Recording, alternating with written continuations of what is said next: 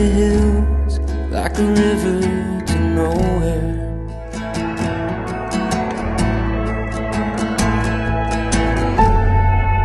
Doing my best,